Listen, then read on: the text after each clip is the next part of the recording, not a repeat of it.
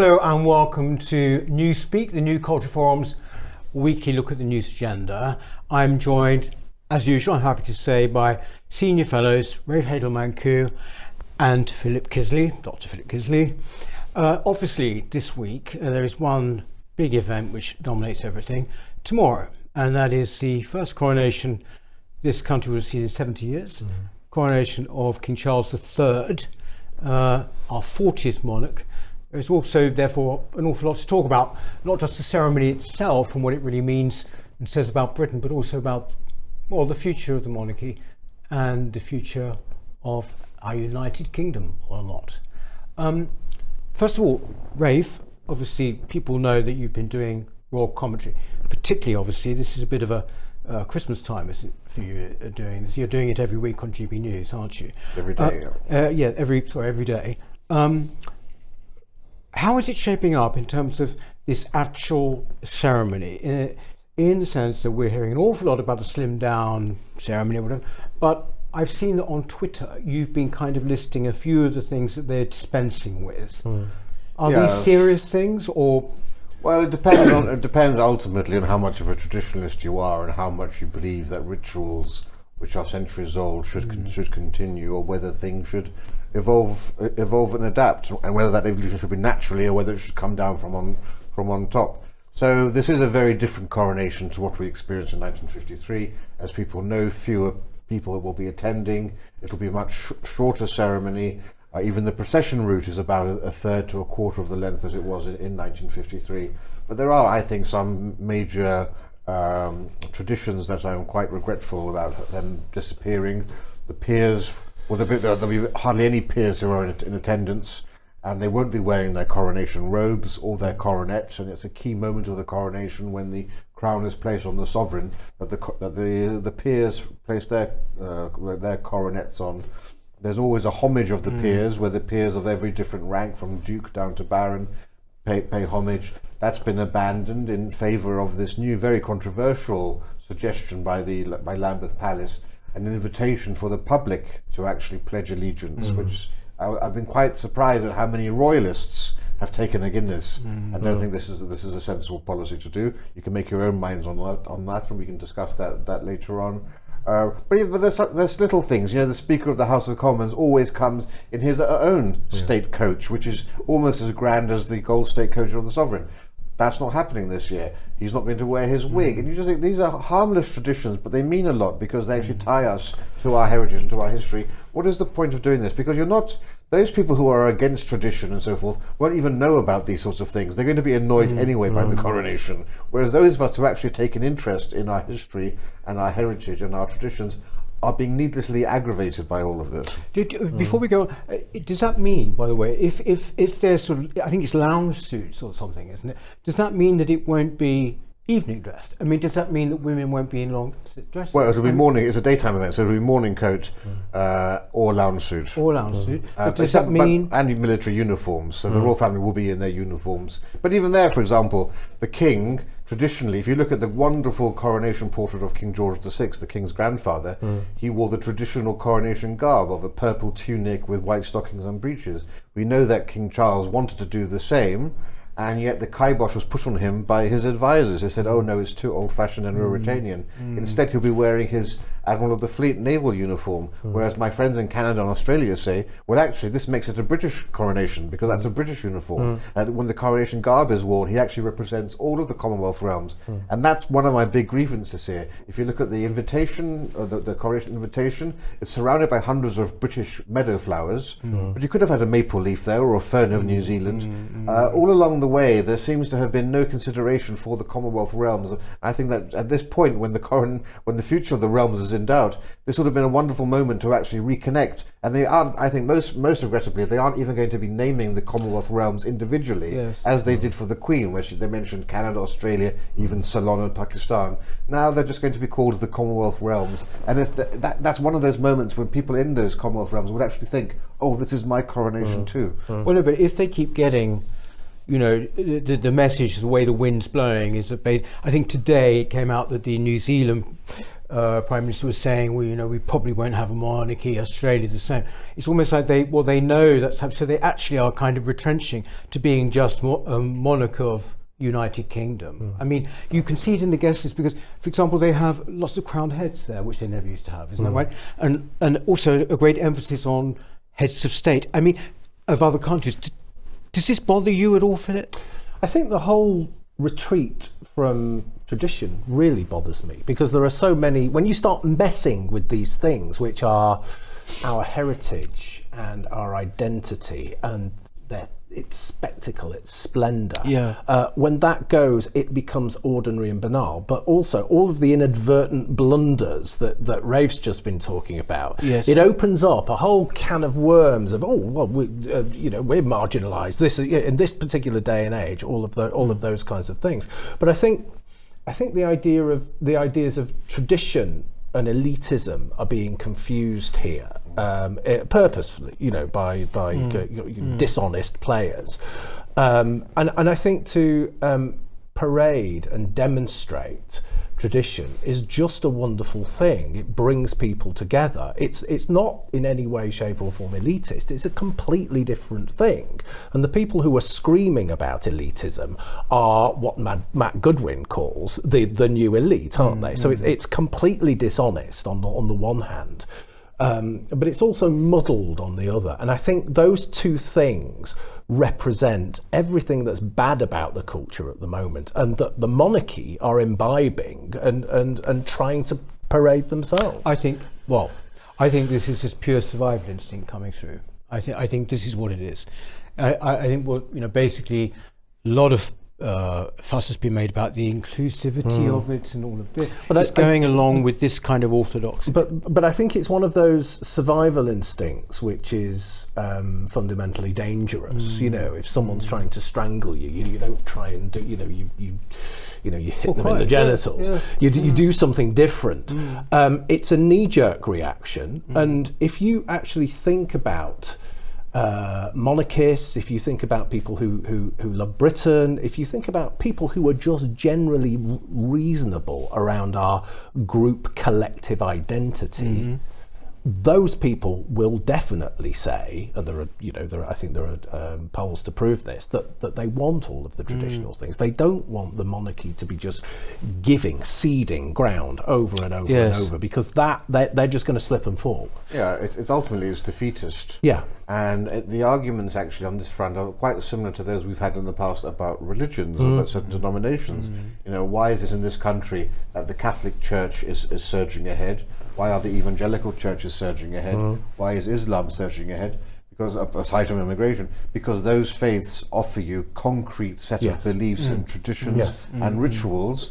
And what is the outlier here? The Church of England. Why? Because it is abandoning ritual and tradition, trying to be all things to everyone, and trying to reach a demographic that is never going to be appealing. They're trying to reach an atheist demographic in much the same way that the monarchy is, in a sense, trying to reach a Republican demographic. Or the Tories are trying to reach the identitarians. It's the same thing. It's actually suicidal. So giving way on all of these things is just fundamentally the wrong thing to do. Can we just go back to this oath of allegiance? Which is famous, as you say. It's a very famous point, isn't it, in the coronation? You see all the peers. If you go back to those wonderful colour films of the Queen's coronation, they all put God Save the Queen, God Save the Queen. It's wonderful. Will you be pledging an oath Will of I be allegiance? standing up? Will you be standing on my own neck? So there'll be me and the cat watching it. Okay. Will I be standing up and go? I think it represents the literal kind of nonsense of where we are in the culture. What I would be doing is reflecting on it in a complex way as I watch it, and pledging allegiance in an intellectual and emotional way without having to stand up and parrot it. Right. Well, this is actually, I did discuss this. I discussed this on GB News, and it was the first time, because I got a very nice group of people who follow me, first time I've had serious blowback. I've said things controversial on slavery, on immigration. No, the Pledge of Allegiance is actually the one. And I think a lot of it is because people don't actually understand what's being asked. There's been a lot of miscommunication here. A lot of the comments I've read think that we're being asked to pledge allegiance, but the king isn't asking that also. Yeah. The coronation actually is a contract. It's a contract between the crown and the people. And it's a covenant and it's a bond there. And a contract requires two parties. Now, traditionally, the congregation in the abbey respond to the king's oath with their own oath. What they're trying to do here is actually expand it to the entire nation and to the entire Commonwealth, to voluntarily. They're invited to take part in this if they want to. And I don't see anything wrong with that. Now, I'm against modernization of traditions and this sort of a thing. And had we had this discussion 10 years ago, I would have been opposed to it. But in the last 10 years, we've seen such a decline in support for the monarchy. A lot of it is due to the rise of woke teaching in our schools and so forth. That I think this is a way for people to actually learn more about the crown and to actually participate themselves in the coronation ritual. And by taking that Pledge of Allegiance, it's not to Charles Windsor, postcode SW1, it's to the crown, it's to that's why the oath is to the heirs and successors. So we're actually celebrating our monarchy by taking the oath, and also celebrating the fact that we're the world's oldest continuous democracy, and that's come about through the stability of our monarchy. Yeah, I get that, and that idea of my pledging it quietly, silently to myself, almost like prayer in a way. I completely agree, and it is a contract. That's what it's about. What I balk at is the idea that, oh, I know, let's come up with this thing that makes it the Peoples Coronation. You know, and I think it's the root idea behind it which says, oh, this might be a bit elite, this kingness stuff. So let's try and deflect away from that, and let's play into this silly narrative of this identitarian, egalitarian narrative. I have to say, I just thought immediately of Blair.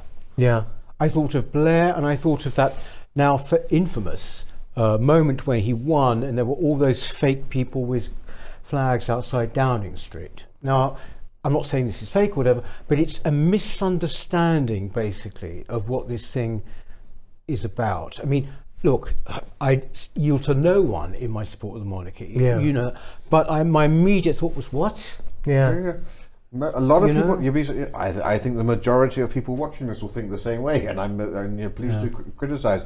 But I don't really care about adults in this, actually. Let me clarify. For me, it's more about the young. Yeah. Because we've had polling out recently that's shown that the youth of Britain are complete outliers. Never before has a generation of young people been so anti-royal. And there's no coincidence that that's happened at the same time that our schools have been taken over by woke ideology. So our kids are being taught that the monarchy stands at the apex of a patriarchal system of white privilege, is intrinsically stained by slavery and by empire.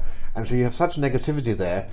We have to fight back. We're in an ideological battle for our children, and I think only a robust and assertive confidence is the way to go. And that's why I think actually on the Tuesday, so forget the adults taking the oath, I don't care about that, but on the Tuesday after the coronation, I want every school head master and mistress to have an assembly and have all of the children take that Pledge of Allegiance. American kids do it every day. Surely we can do it once in a generation. It's a once in a lifetime thing. I agree. Sorry, Peter, I agree. And it's one of those things that these little things actually, when you put it in the broader context of where the idea comes from in relation to, oh, how are we going to look on social media, it's ludicrous. But when you put it in the context of going forward, it's a tiny, minuscule fight back, but it's an important one. It's an important kind of pushback, like, you know, possibly putting flags in schools and classrooms and stuff like that. That was something that would be another thing that would be very important. I think, for example, in terms of the public celebration, there were around 20,000 street parties for the Jubilee last year, Platinum Jubilee. Even if you, looking back now, you know, if we take on board that there might have been a farewell element to it, 20,000. I think there's about 7,000 for Charles. You know, I think that the public celebration is far more indicative, generally, of most people. A lot of people will go and see a fantastic event. I mean, you know, it is marvelous, whatever, but it's that kind of on the whole, I've been quite surprised at how much actually is being done for Charles. I mean, I'm sorry to sound like old Father Time here, but I am a bit old Father Time compared to you. In the 1970s, we had Stuff the Jubilee. Do you remember that? I mean, it was a huge anti-monarchist campaign. Stuff the Jubilee. They graffitied over bridges and everything, and it was red in tooth and claw. So we have sort of had it before, even with young people. Even with young people, the late 60s, all the polls showed no one was interested in all that. That was only 20 years before coronation. So there is room for hope. Indeed, we've seen this week, in fact today, there's a poll out showing 61% of support for the King, which is roughly the same as when the Queen died, isn't it? I think that's quite encouraging, is it not? Yes. I mean, it's encouraging. It is for me, but maybe not for. Well, I was quite surprised. He was. Pardon me. He was so. He's riding so high in the polls, actually, because. You're just talking about the Platinum Jubilee, and it's not long ago, and we all participated less than a year. Publicly doing things. I remember being on television with Starkey and Alistair Stewart, and just being blown away by everything that was going on. The run up, the walk up to it was amazing, and I had this feeling in my chest. It felt amazing. Yes. I don't have that now. Now. On Saturday, I'll feel different, and I'm sure as it gets nearer. But I don't have that anticipation because it's Charles. Now, getting back to the point, I'm a diehard monarchist, and constitutional monarchy, as we know, works. That's the key thing. It absolutely works.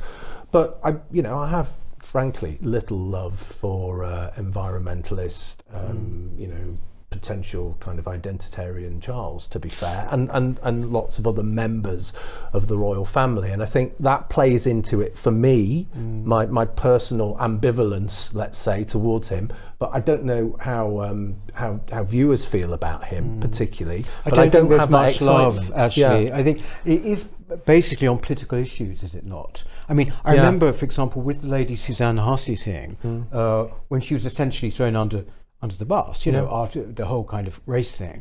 I remember being myself livid. I think I even did one of those monologues. Well, you being did. Absolutely livid about it. I think you've put yourself in the culture war, whether you like it or not. But that obviously has all happened in the past. There is something to be said. Look, it's 2023. I remember P.G. James, the crime novelist. She wrote a book made into a film called Children of Men. You might have seen it. It's a great film. But in it, she wrote it about 1992, and she said the king, it's set in the future. The king's in his castle. No one can be bothered to crown him. Right, and I thought, well, that was how people were feeling around about that time. So here we are on the threshold of what will be a quite magnificent occasion. It just goes to show, doesn't it? I mean, that these things run much deeper, don't they? These are values, our roots, really. Yeah, I mean, it's interesting. Ipsos Mori have asked the same question of the British public since the early 1990s. Do you support Britain being a monarchy or a republic? And it's been their single most consistent response. Even during the great troubles of the 90s and the Annus Horribilis and the death of Diana, support for the monarchy never wavered and never really went beyond 2/3 to 3/4. And there was a dip recently because of all the Harry and Meghan stuff, but actually it's back almost to those levels, with now 65% of the nation supporting it. So there is something, and 73% of people say that they think monarchy is strange and odd, but they wouldn't do away with it. Yes. And even Republicans actually now, this is what's the most interesting from this Ashcroft poll, is Republicans actually say they can't think of any alternative system. Well, actually, as we get further into the 21st century, the fact that it is strange and odd, it's almost like the common law, isn't it? It's strange and odd, but it's wonderful, and it's British, and it defines us, and that tradition, that glorious spectacle, is something that we need to nurture. And the reality is, if you look around the world, the world's most egalitarian, most democratic countries are actually constitutional monarchies. Yeah, that's what I'm saying. And every year the UN puts out its list of the Human Development Index, best nations to live in. The majority of those are monarchies. Sweden, the Netherlands, Norway, Denmark, Belgium, Australia, Canada, Japan. the UK. So a lot of the arguments people make against monarchy don't actually hold water, because actually it's much real power in this country lies with the Prime Minister, not with the King. It's much easier for someone in Britain to become Prime Minister than for an American to become President.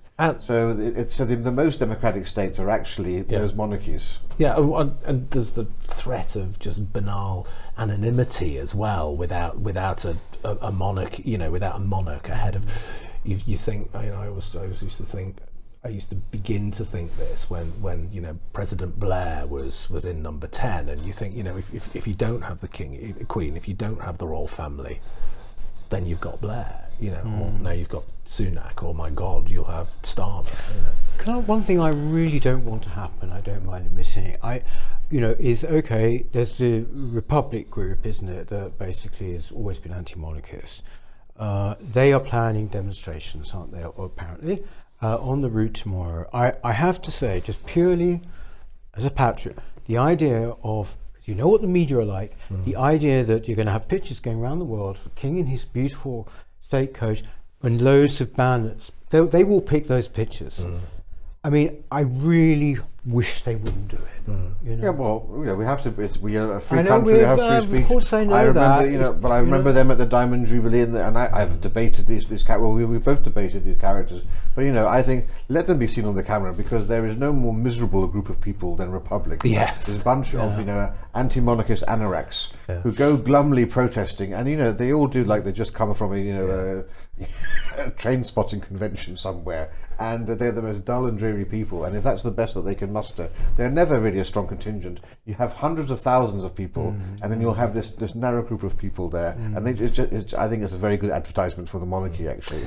And even if they play into this, as I was talking about at the conference, this very performative protest of making a real spectacle, they'll be making a spectacle of themselves, and it will look ludicrous next to the spectacle, which is the coronation. Yeah, I think just a few other little things. For example, I've heard that it's been reported that Kate might she might be wearing flowers in her as opposed to a tiara. I mean, no, it's nothing wrong. But I'm just trying to get a picture, and it's tomorrow morning. For goodness' sake, we're all going to know soon enough. But I mean, I would have thought it should be like a deluxe version of the State Opening of Parliament, shouldn't it? I mean, it should be full. Evening gown, tiaras, all the rest of it. Well, look, for state banquets, the women wear tiaras. This is much more important than the state banquet, so I don't think we should go down the whole midsummer, whatever, playing in Kumbaya in the forests. Or whatever. Well, look, I mean, I think the thing is, we're being very kind of jokey really about it, but I mean, the fact is this is an enormously significant event, isn't it? And I for one will be glued. I mean, I've always gone along to these things to actually watch on the route and everything, but this time I actually will watch on television, because I actually do want to see what. Final thing, do you think it will be Defender of the Faith or Defender of Faith? There's some confusion. It will be Defender of the Faith. I mean, it's fundamental. But of course, the King is introducing other elements into the things. But yes, Defender of the Faith. Do you think? Yes, well, I hope so. Yeah. Well, look, we should. I was about to say swear our allegiance, but I won't say that at the moment. But anyway, let's see what happens tomorrow. And I think, what can one say? God save the King. Why not? And that's from us, the New Culture Forum. Don't mind saying it. God save the King. Thank you very much, Rafe. Thank you, Philip. And we shall see you next Saturday on our new times. See you then. Bye-bye. Hello. If you're enjoying the New Culture Forum channel and you believe in our mission, may I invite you to join our membership scheme at the link below or on our website, newcultureforum.org.uk. Our work is more important now than ever, and we have great plans ahead for the future, but we can't do it without your support. From as little as £3 per month, you can help ensure that we continue on our mission. As a member, you'll receive a range of benefits, including access to exclusive content, invitations to our private events, including here at our studios, free copies of our books, and much, much more, including, of course, our famous NCF mug. If you aren't able to become a member, then please help us by clicking this button and subscribing to our channel. It's completely free. Just remember to also click the bell icon so that you can get notifications when we post new videos. Thank you.